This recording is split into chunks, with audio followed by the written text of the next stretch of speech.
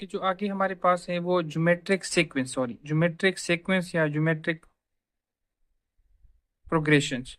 Geometric sequence किसे कहते हैं? इससे पहले अरिथमेटिक सीक्वेंस में हम क्या करते थे कि दो कंसेक्यूटिव नंबर्स के दरमियान डिफरेंस सेम आ जाए, लेकिन यहाँ पे अब क्या होगा, यहाँ पे अगर दो कंसेक्यूटिव के दरमियान रेशो सेम आए, डिवाइड सेम आए, जस्ट लाइक मैं एग्जांपल दे रहा हूँ 5, 20, 100 टू सो ऑन।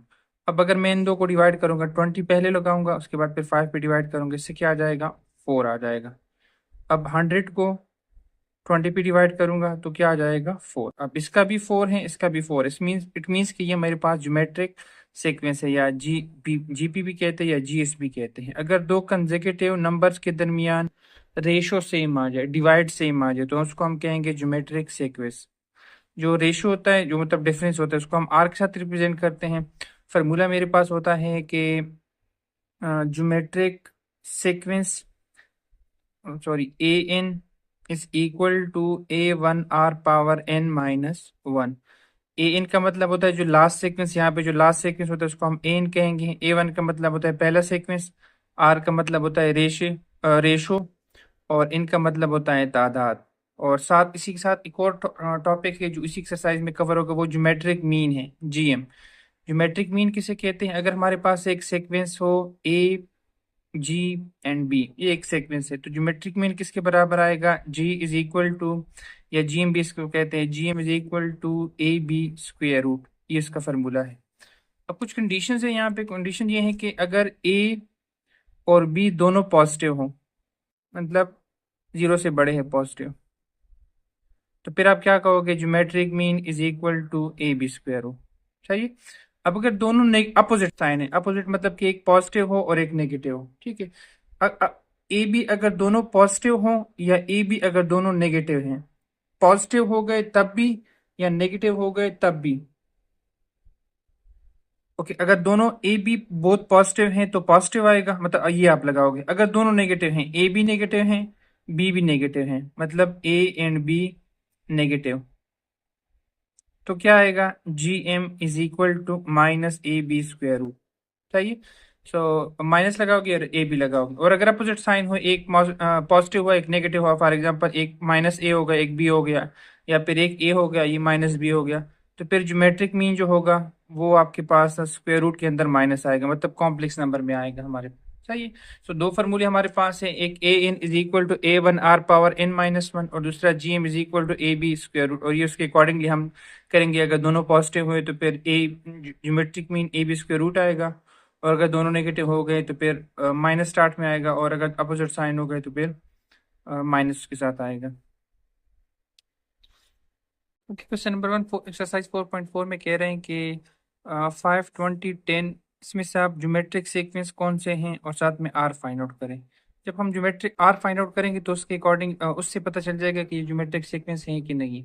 सबसे पहले इन दो को डिवाइड करते हैं, 20 को आप 5 पे डिवाइड करें, आपके पास क्या आता है, इसको हम आर कहते हैं, आपके पास 4 आ जाएगा। फिर इन दो को डिवाइड करें, किसी दो को डिवाइड करोगे सेम आ जाएगा, इट मीन्स कि वो ज्योमेट्रिक सीक्वेंस है। 100 को 20 पे डिवाइड करोगे तब भी 4 आ जाएगा। ठीक है, इसका मतलब है कि ये ज्योमेट्रिक सीक्वेंस है, ये ज्योमेट्रिक सीरीज है मेरे पास। और आर जो है वो आपके पास 4 है। तो दूसरा पार्ट है उसका, वो कह रहे हैं कि 2, 4, 6, 8। सो डिवाइड करते हैं पहले। 2 को डिवाइड करो आप, 4 को मैंने डिवाइड कर दिया 2 पे, ये आ रहे मेरे पास, तो 2 आ जाएगा। अब इन दो को डिवाइड करता हूँ, 6 को मैं डिवाइड करूंगा 4 पे, सो 3/2 आता है, या 3/2 1.5। अब यहाँ 1.5 है, यहाँ पे 2 है, इसका मतलब है कि जो डिफरेंस है, जो रेशो है वो सेम नहीं आ रहा है। इट मीन्स कि ये 2, 4, 6, 8 जो है वो ज्योमेट्रिक सीरीज नहीं है हमारे पास। ओके, 3/2, 9/4, 27/4, इन दो को डिवाइड करता हूँ, 9/4 डिवाइडेड बाय, मतलब वो पहले हम ये डिवाइड लिखते हैं, अब ये डिवाइड लिखते हैं 3/2, क्योंकि रेशियो है हमारे पास। सो 9/4 डिवाइड को मैंने मल्टीप्लाई में कन्वर्ट कर दिया, 2 पर चला गया, 3 नीचे, 3 1 जार 3, 3 3 जार 9, 2 और 1, सो मेरे पास आ गया 3/2। ठीक है, अब इन दो को डिवाइड करता हूँ, 27/8 डिवाइडेड बाय 9/4, 9/4, सो 27/8 मल्टीप्लाई 4 ऊपर चला गया, 9 नीचे, 9 वन जार 9, 9 3 जार एंड 4 वन जार 4 टू जार, सो 3/2, 3/2, 3/2 ज्योमेट्रिक सीक्वेंस है मेरे पास, और आर कितना है 3/2, 7 14 21 28 अप टू सो ऑन। सो 14 को पहले डिवाइड करो 7 पे, 3 आ जाएगा, 2 आ जाएगा। अब 21 को डिवाइड करो 14 पे, सो 3 पे डिवाइड करोगे 3 और ये 2 1.5, यहाँ पे 2 आता है, यहाँ पे 1.5 आता है, डिफरेंस आ रहा है। इट मीन्स ये मेरे पास ज्योमेट्रिक सीरीज नहीं है। ओके, क्वेश्चन नंबर 5 कह रहे हैं कि फर्स्ट 4 टर्म फाइंड आउट कर लो, फर्स्ट 4 टर्म फाइंड आउट कर लो। अभी हमने पढ़ा था, देखो एक सीक्वेंस था मेरे पास के 5 20, मतलब फॉर एग्जांपल ये एक सीक्वेंस है अप टू सो ऑन। सो इसका मैं अगर डिफरेंस फाइंड आउट करूंगा तो 20 को मैं 5 पे डिवाइड कर लूँ तो मेरे पास आ जाएगा 4। इसका मतलब है कि रेशो 4 है। अब अगर मैं नेक्स्ट टर्म फाइंड आउट करूंगा तो 4 को क्या करूंगा 20 में मल्टीप्लाई करूंगा तो क्या आ जाएगा आपके पास 80। सो नेक्स्ट टर्म आपके पास क्या आ गया, नेक्स्ट टर्म 80 आ गया। दोबारा अगर आप फाइंड आउट करोगे तो 80 में क्या करोगे 4 मल्टीप्लाई करोगे, या फिर आप ये वाला फार्मूला भी यूज कर सकते हैं कि A N is equal to A one R power N minus one. A one की वैल्यू है, आर की वैल्यू है, एन की जगह पे आप 2 पुट करोगे, 3 पुट करोगे, मतलब जो आपको आसान लगे आप वो करो। ठीक है, मैं डायरेक्ट ये वाला मल्टीप्लाई करना चाहूँ, आर मेरे पास गिवन है। सो ए टू किसके बराबर आ जाएगा, ए टू आ जाएगा 3 मल्टीप्लाई -2, 3 टू जार 6 -6 आ गया। ठीक है, A3 किसके बराबर आ जाएगा, A3 का मतलब होता है कि -6 में आप -2 मल्टीप्लाई करो, रेशो मल्टीप्लाई करते हैं, सो 6 टू जार 12 आ जाएगा। और A4 किसके बराबर आ जाएगा 12 मल्टीप्लाई बाय -2, 12 टू जार 24, सो -24। सो पहला 3 है, फिर उसके बाद -6 है, फिर 12 है, फिर -24। ठीक है, क्वेश्चन नंबर 6 जो है वो भी सेम इसी तरीके से है। A1 की वैल्यू मेरे पास है 27, A1 इज इक्वल टू 27, और R की वैल्यू आपके पास है -1/3। सो A2 किसके बराबर आ जाएगा, A2 is equal to 27 multiply -1/3, so -9 आ जाएगा। A3 किसके बराबर आ जाएगा, -9 multiply -1/3, minus minus plus, so 3 आ गया। और A4 किसके बराबर आ जाएगा 3 मल्टीप्लाई -1/3, सो 3 3 कैंसल -1 आ जाएगा। सो आपके पास 27 -9 3 एंड -1, सो ये आपके पास एक सेकेंड्स आ गया, उसके पहले 4 टर्म्स आ गए। Okay, question number 7, A1 given है और R गिवन है। सो A2 किसके बराबर आ जाएगा 12 मल्टीप्लाई 1/2, आपके पास 6 आ गया। A3 किसके बराबर आ जाएगा 6 मल्टीप्लाई 1/2, 3 आ जाएगा। A4 किसके बराबर आ जाएगा 3 मल्टीप्लाई 1/2, सो 3/2 आ जाएगा आपके पास। सो सीक्वेंस मतलब किस तरह से है, 12 पहला टर्म है, फिर 6 आ जाएगा, फिर 3 आ जाएगा, फिर 3/2, फर्स्ट 4 टर्म्स आ गए। ओके, क्वेश्चन नंबर 8 क्या कह रहे हैं कि find next 2 terms, next 2 terms हमने फाइंड आउट करने हैं। Question number 8 is find next 2 terms 90 30 और 10। ठीक है, सो सेम वही बात है कि रेशो फाइंड आउट करेंगे, फिर रेशो पे डिवाइड करेंगे। सो रेशो मेरे पास है कि यहाँ से अगर मैं यहाँ से करो यहाँ से करो सेम ही आएगा। So R is equal to 30 divided by 90, आपके पास क्या आ जाएगा 0 0 कैंसल 1/3, 0 0 कैंसल 1/3। और अगर आप यहाँ पे डिवाइड करोगे 10 को 30 पे डिवाइड करोगे 10 डिवाइडेड बाय 30, तभी आपके पास 1/3 आ जाएगा। सो नेक्स्ट मतलब A1 A2 A3 A4 किसके बराबर आ जाएगा, A4 is equal to 10 divided by 1/3, या फिर 10 मल्टीप्लाई 1/3, ये 3 है और साथ में 1/3, 10/3 आ गया। सो नेक्स्ट टर्म आपके पास ये आ गया। क्वेश्चन नंबर 9 क्या कह रहा है, क्वेश्चन नंबर 9 आपके पास है कि 2 6 2 6 18 कि 6 को आप 2 भी डिवाइड करोगे, R is equal to 6 divided by 2 3, अब 18 को 3 भी डिवाइड करोगे तब भी आपके पास 3 ही आएगा। सही है, इसका मतलब है कि A1 A2 A3 A4 find out करना है। A4 is equal to 18 multiply by 3, यहाँ पे भी मैंने मल्टीप्लाई किया था लेकिन वो खुद ही डिवीजन में था तो उस वजह से डिवाइड आ गया। 18 3 जार 54, सो नेक्स्ट टर्म 54 आ गया आपके पास। सो 10 जो है वो आपके पास है कि 20 30 एंड 45 कि अगर मैं आर फाइंड आउट करूँ तो 30 को मैं डिवाइड करूंगा 20 पे, 0 0 कैंसिल, 3/2 आ जाएगी। इसको मैं अगर डिवाइड करूँ 45 को 30 पे डिवाइड करूंगा, दोनों 15 पे डिवाइड होते हैं, 15 3 जार 15 2 जार 3/2 ही आता है। ठीक है, सो A4 मतलब जो चौथा टर्म है वो क्या आ जाएगा, 45 मल्टीप्लाई 3/2, जो रेशो है वो मैं मल्टीप्लाई कर रहा हूँ। सो 45 मल्टीप्लाई बाई 3 90 आ जाएगा, नहीं सॉरी 15, और 4 3 jar 12, 12 plus 1 13 divided by 2। Point में भी लिख सकते हो या फिर आप ऐसे ही छोड़ देते तब भी ठीक है। ओके, नेक्स्ट जो है 11 क्वेश्चन नंबर के फोर्थ टर्म फाइंड आउट करना है। आर आपके पास आ जाएगा 243 डिवाइडेड बाय 729। अगर आप कैलकुलेटर से करोगे तो आपके पास 1/3 आ जाएगा। यहाँ से भी आपके पास 81 डिवाइडेड बाय 243, तो उससे भी 1/3 आएगा। सही है, सो हमने तो नेक्स्ट टर्म फाइंड आउट करना है। So A4 is equal to 81 multiply 1/3, so 3 1 27 आ जाएगा। क्वेश्चन नंबर 12 है आपके पास के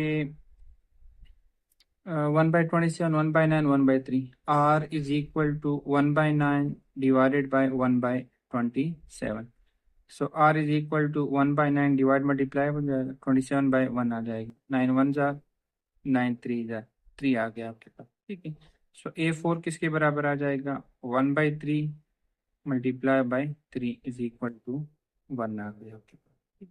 क्वेश्चन नंबर 13 आपके पास है। क्वेश्चन नंबर 13 के 1/4, 1/2 एंड -1। ठीक है, यहाँ पे -1 लिखा है तो ये +1 आपके पास आएगा, क्योंकि जब माइनस वाला सीक्वेंस आता है तो उसमें से एक माइनस, ये माइनस आएगा, ये प्लस होगा, ये माइनस होगा, ये प्लस होगा। सही है, अदरवाइज देखो इसका अगर मैं रेशो फाइंड आउट करूंगा वो डिफरेंट आएगा और इसका डिफरेंट आएगा। ठीक है, मैं माइनस के साथ करवा रहा हूँ लेकिन बाद में फिर चेंज कर देंगे। ओके, सो आर मेरे पास है, R is equal to 1/2 divided by 1/4। So 1/2 divide multiply में हो जाएगा 4/1, सो आपके पास 2 आ गया। ठीक है, और अगर मैं इसका रेशो फाइंड आउट करूंगा, R is equal to -1 divided by 1/2। So R is equal to -1 divide multiply में कन्वर्ट हो जाएगा, 2/1 आ जाएगा। So R is equal to -2, ये 2 है, ये -2, इसका मतलब है कि जो सीक्वेंस है वो मेरे पास डिफरेंट है, R डिफरेंट आ रहा है। सही, सो ये प्लस है। ठीक है, सो A4 किसके बराबर आ जाएगा, 1 में आप 2 मल्टीप्लाई करें, सो 2 1 2, तो आपके पास नेक्स्ट टर्म आ गया। क्वेश्चन है कि फाइंड द एन टर्म। मतलब मेरे पास फार्मूला है A n is equal to A1 R power n-1। सारी चीज़ें A1 की वैल्यू भी है, R की वैल्यू भी है और n की वैल्यू भी है, तो इसकी मैं पुट कर सकता हूँ A3, n की जगह पे 3 पुट कर दिया, 4 डॉट R की जगह पे क्या आ जाएगा, 5 की power 3-1, 3-1। So A3 is equal to 4.5 की पावर 2, 5 5 are 25, 25 4 are 100, सो 100 आपके पास आ गया। ठीक है, सो थर्ड टर्म मतलब A3 जो है या AN जो है, n मतलब यहाँ पे 3 था तो इसे मैंने A3 फाइंड आउट कर लिया। ओके, क्वेश्चन नंबर 15 क्या है। क्वेश्चन नंबर 15 कह रहे हैं कि A1 की वैल्यू आपके पास है 2, n आपके पास 5 है और R की वैल्यू 2 है। सो AN सेम इसी में फॉर्मूले में पुट कर रहे हैं, A5 is equal to A1 की जगह पे 2, R आपके पास क्या है, 2 है और 5 -1, सो A5 इज इक्वल टू 2 की पावर 4। सो 2 की पावर 4 से आपके पास आ जाएगा 2 2 जार 4, 4 2 जार 8, 8 2 जार 16, 16 2 जार 32, 32 आपके पास आ गया। ओके, A1 गिवन है, R गिवन है, 4 गिवन है, so A4 is equal to 7, A1 की जगह पे, R की जगह पे 2 और n-1 4-1, सो 7 डॉट 2 पावर 3, 2 पावर 3 से 8 आ जाएगा, और 8 7 jar 56, so is the required answer. 17 आपके पास है। 17 क्या कह रहे हैं, 17 आपके पास है कि A1 आपके पास 243, N आपके पास 5 है, और R क्या है, -1/3 है। ठीक है, सो क्या आ जाएगा आपके पास, AN A5 is equal to A1 243 और -1/3 होल पावर n-1, n मतलब 5 है, 5 -1, सो 243 और -1/3 होल पावर 4। ठीक है, तो माइनस को अगर 4 इवन टाइम मल्टीप्लाई करोगे तो आपके पास प्लस आ जाएगा, सो आपके पास आ जाएगा 243.1 आवर 3 की पावर 4 से क्या आता है 3 पावर 4, तो उससे आपके पास आ जाएगा 81। सो 243 को अगर आप 81 पे डिवाइड करोगे तो आपके पास आ जाएगा 3, सो A5 आपके पास 3 आ गया। ओके, A1 के 1 है, N के 1 है, और सो A6 इज इक्वल टू 32 और -1/2 होल पावर 6 माइनस है। इन हमेशा पॉजिटिव आएगा आपके पास, और रेशो फॉर्म में भी नहीं आएगा, ये दो रेशो फॉर्म में आ सकते हैं। A6 is equal to 32 - 1 whole power 5। अब माइनस को और टाइम्स मल्टीप्लाई करोगे तो आपके पास माइनस ही आएगा, वो मैंने 32 लिख माइनस बाद में लिख लिया। सो 1/2 पावर 5 से क्या आता है, 2 2 4, 4 2 8, 8 2 16, 16 2 32, 32 कैंसिल, -1 आ गया आपके पास। ठीक है, सो 19 क्या है आपके पास, 19 आपके पास है कि A1 16 है, N आपके पास 8 है, और R जो है 1/2 है। So A8 is equal to 16.1/2 whole power 8 -1। So A8 is equal to 16.1/2 power 2 power 7। Okay, 2 power 7 से आपके पास क्या आता है, 2 power 7 is equal to 128. So A8 is equal to 16.1/128. So 16 divided by 128. So आपके पास आंसर आ गया 1/8। ठीक है, रेशो में भी लिख सकते हो या फिर डिसिमल में भी लिख सकते हो। ओके, क्वेश्चन नंबर 20 है कि find the missing geometric series. Missing मतलब कि जो चीज़ आपके पास मिसिंग है, फाइंड आउट नहीं है, वो मतलब अब A1 है, A2 फाइंड आउट करना है, A3 फाइंड आउट करना है, A4 और A5। सही है, तो मेरे पास फार्मूला है AN is equal to A1 R power n-1। मैंने सबसे पहले R फाइंड आउट करना है।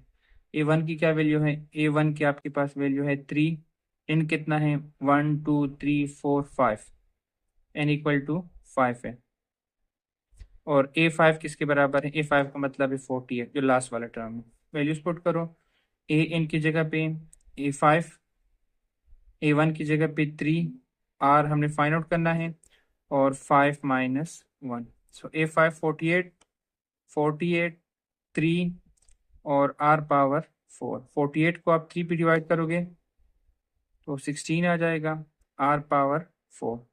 इसको लिख सकते हैं 2 पावर 4, 2 2 जार 4, 4 2 जार 8, 8 2 जार 16 is equal to R power 4। So 4 4 cancel आ जाएगा, R की वैल्यू आपके पास आ जाएगी 2, R की वैल्यू 2 आ गई।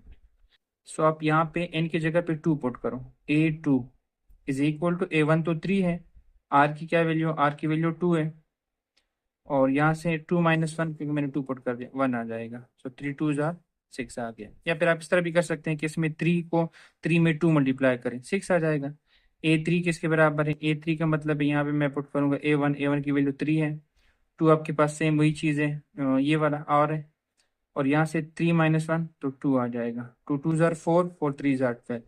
या फिर आप इस तरह कर सकते हो कि A2 में आप R फाइंड आउट कर लें। ठीक है, A3 A2 आ जाएगा, A3 A4 फाइंड आउट करेंगे।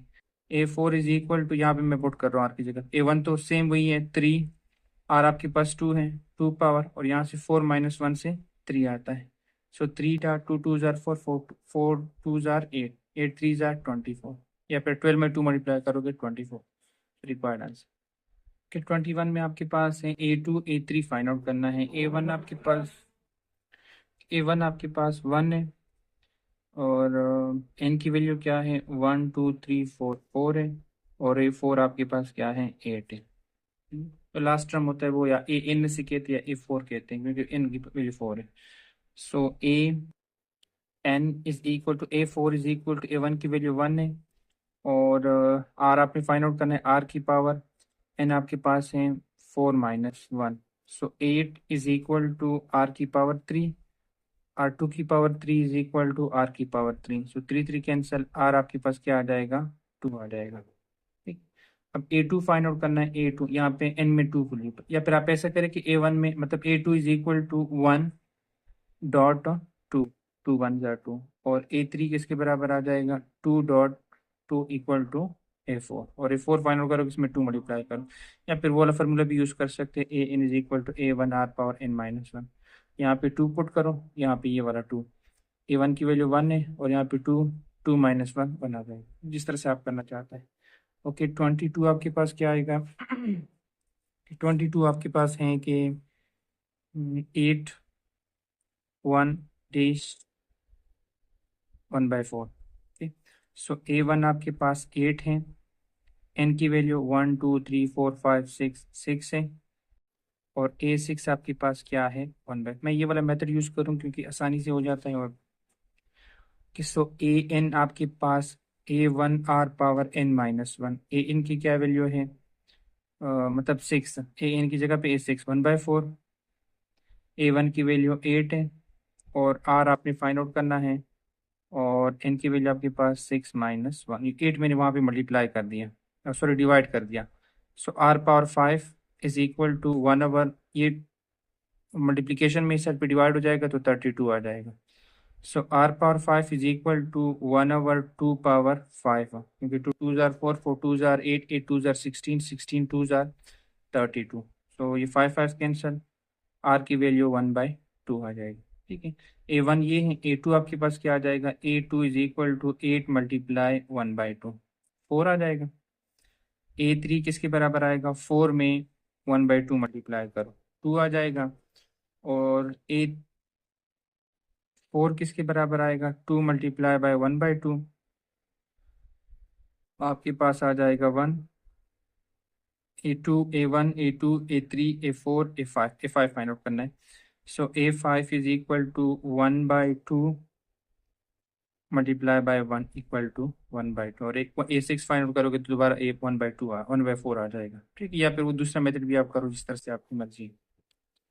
ओके, क्वेश्चन नंबर 25 है, A1 की वैल्यू आपके पास 5 आ गई, n आपके पास 1 2 3 4 5, 5 आ गया, और A5 किसके बराबर है, 80 के, so AN is equal to A1 R power n-1, 80 5 R power 5 - 1, 5 - 1, so 80 को अगर आप 5 पे डिवाइड करोगे तो आपके पास 18 आ जाएगा, is equal to R power 4, sorry 16 आता है, 16 5 ज़ार 80, सो इसको मैं लिख सकता हूँ R power 4 is equal to 2 power 4, so 4 4 cancel, R की वैल्यू आपके पास 2 आ गई, सो A2 किसके बराबर आएगा, 5 मल्टीप्लाई बाई 2 10, A3 किसके बराबर आएगा, 10 मल्टीप्लाई 2 इक्वल टू 20, A4 किसके बराबर आएगा, A4 is equal to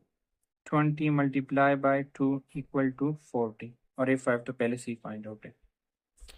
okay, question number 25 जो है 7 up to so on, A1 आपके पास है 7, n आपके पास है 1 2 3 4 5 5, और A5 किसके बराबर है, 1 1 2 के बराबर है, so AN equal to 1 1 2 is equal to 7 dot, R की क्या वैल्यू है, R की वैल्यू फाइंड आउट करनी है, और 5 - 1, so 1 1 2 divided by 7 is equal to 5 की पावर 4 आ जाएगा,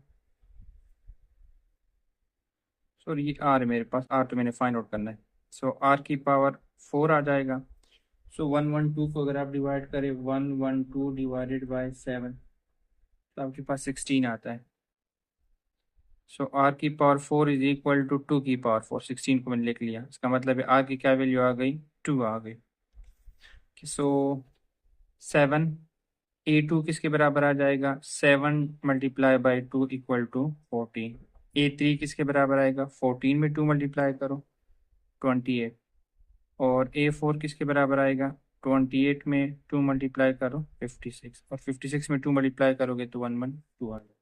ये रिक्वायर्ड आंसर है।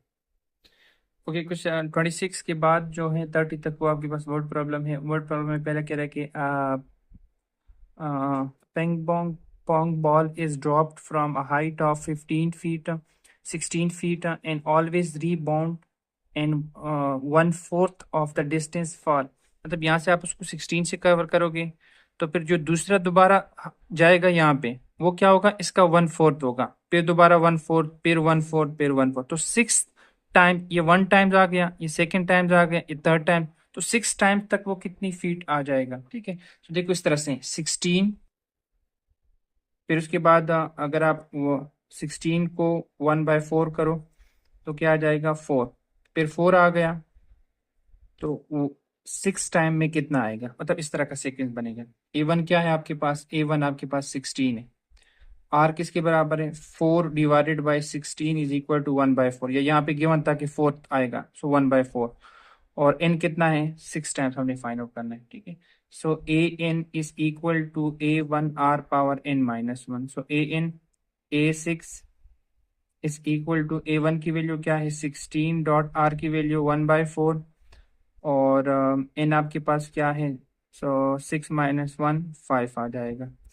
So A6 is equal to 16 dot 5 की पावर 4 से क्या आता है 5 की पावर 4, 5 की पावर 4 से आपके पास आता है 5, 4 की पावर 5, सॉरी 4 की पावर 5 से आपके पास आता है 1/10 24। So A6 is equal to 16 divided by 10 24, 164, मतलब 164 टाइम्स आ जाएगी, 164 फीट्स आ जाएगा। ठीक है, मतलब अगर फीट का 164 वाइज 6 में इतना कम हो जाएगा आपके। क्वेश्चन नंबर 27 कह रहा है कि city has current population of 1 lakh and the population is increase 3% each year, what will be the population in 15th year. Okay, so एक सिटी है जिसकी पॉपुलेशन 1 लाख है और 3% हर साल इंक्रीज हो रही है, मतलब क्या है, पहले मेरे पास, सो ये आपके पास 1 लाख आ गई। सो पहले 3%, इसका 3% अगर मैं फाइंड आउट करूंगा इंक्रीज, तो वो क्या आएगा 1 lakh multiply 3% by 100, 2 zero cancel, so आपके पास क्या आ जाएगा 3000। मतलब हर साल 3000 लोग इंक्रीज हो रहे हैं। तो नेक्स्ट ईयर कितने आ जाएंगे, 1 लाख ये हैं और 3000 ये आ गया, तो 1300। ठीक है, सो 15 साल तक कितने अफराद आएंगे उसमें से, मतलब 15 साल तक उसकी आबादी कितनी आ जाएगी। A1 कितना है, A1 equal to 100, 1 lakh. R की वैल्यू क्या है, इसको इस पे डिवाइड कर लेते हैं, 10300 डिवाइडेड बाय 10000।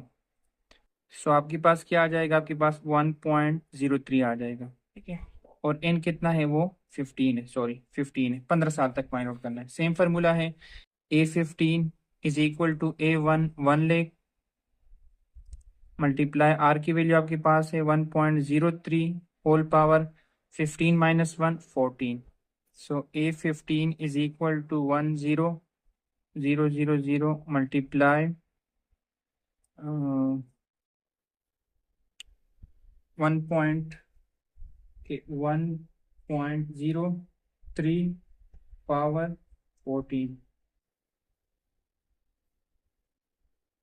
तो आपके पास आ जाएगा 1.5125। सो A15 इज इक्वल टू 1.51 के साथ आप मल्टीप्लाई करोगे, multiply by 1 lakh,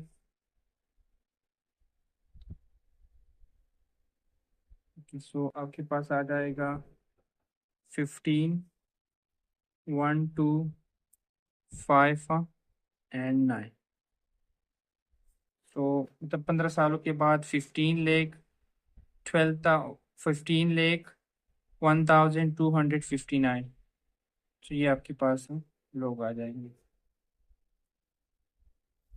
okay, question number 28 कह रहे हैं कि a super ball is drop from the top of tower 556 feet, 556 feet के साथ आप उसको कर रहे हैं, ड्रॉप कर रहे हैं। Height always rebound 1/4 of the distance fall. अब 1/4 वो आ रहा है, मतलब ठीक है 556 को 1/4 करोगे तो 556 मल्टीप्लाई बाय डिवाइडेड बाय 4 तो सेकंड में कितना आ जाएगा 139।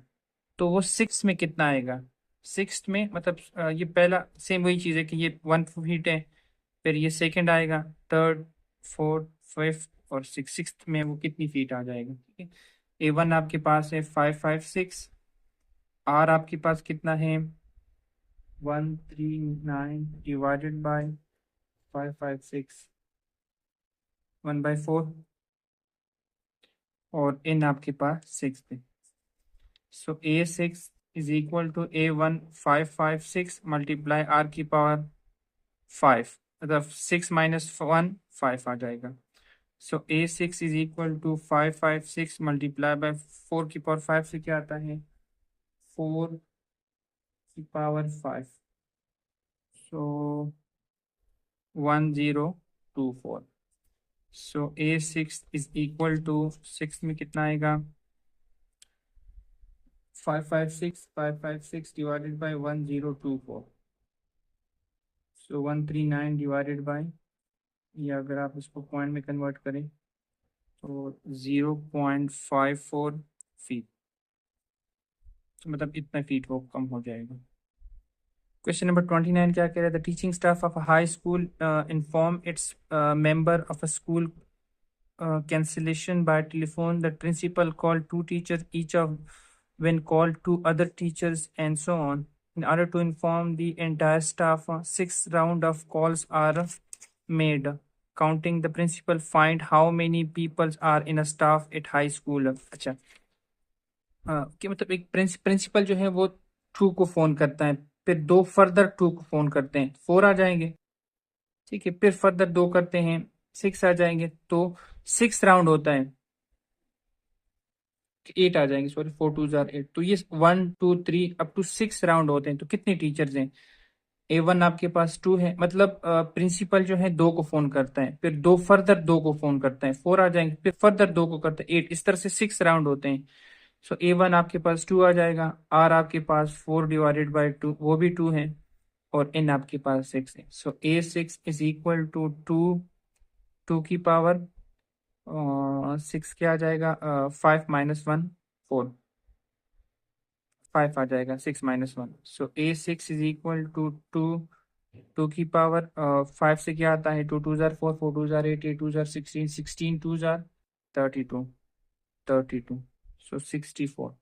सो उसका स्कूल में कितने टीचर्स आपके पास होंगे 64। या फिर आप इस तरह भी कर सकते हैं 2 2 4 पहला राउंड आ गया, 4 2 8 8 2 16 16 2 32 तो ये आपके पास कुल टीचर्स आ गए।